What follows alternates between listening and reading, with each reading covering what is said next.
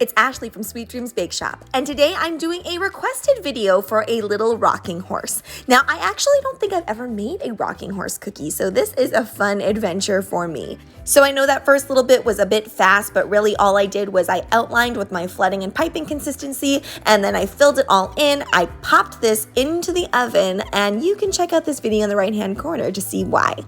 Now what I'm doing is I'm freehand piping my little rocking horse. Now, if you're a beginning cookier, I really do suggest that you find a good rocking horse cookie cutter and do it that way, because doing it this way, you really do have to have piping skills, and you also have to be able to copy a drawing. But if you enjoy a challenge and enjoy doing that type of thing, I say go for it. So sorry, I lost the footage of me actually filling in the rocking horse, but again, all I did was use piping and flooding consistency.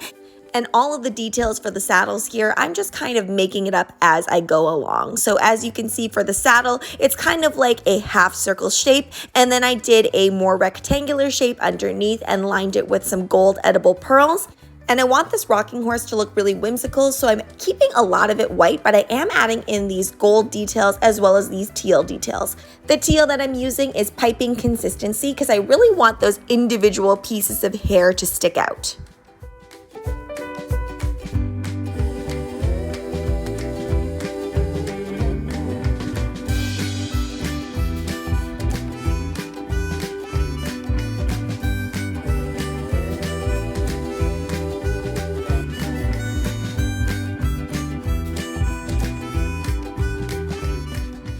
If I were making this into a cookie set in which I was making a lot of different rocking horses, I think what I would do is I would keep everything the same color palette, but I would do different detailing on the horse. So the things that would obviously remain the same is the shape of the horse, and probably the hair would remain the same as well, like the mane and the tail. But I would do different embellishments for all of the little detailing on the horse, like the saddle area and the actual rocking portion of the horse.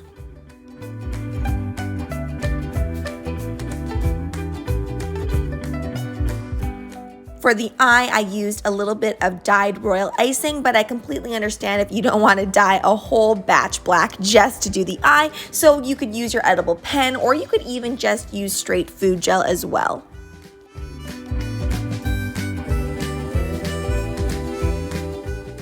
I really wanted this to have a winter Christmas feel, so I'm adding these little scrolls on here, and I really feel the Christmas vibe from these.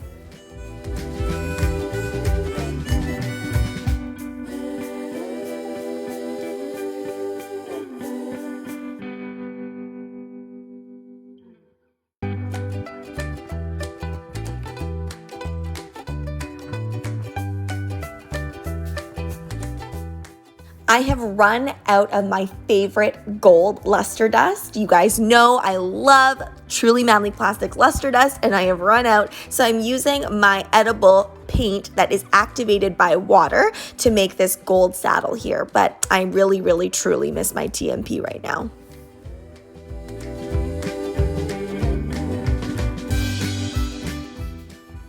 How adorable is this little horse? So cute. And I added on these little snowflakes, which I punched out earlier. They're made out of fondant, and you just attach them once they've dried. So one of these cookies does take quite a bit of time. Now, if I was doing multiple, it would take less time, obviously, because I would have everything ready, but there's still a lot of detail, which is what that price is attributed to. Now, I did give a stock price, but quite honestly, I don't think I would ever keep these in stock. There's just too much detail. Thanks so much for watching, guys. Don't forget to like, share, and subscribe so you can be part of the Sweetie fam. Right now, I'm uploading daily, so make sure you hit that notification bell so you know when I upload. Also, be sure to comment, request, or ask a question. I love hearing from you guys. Bye!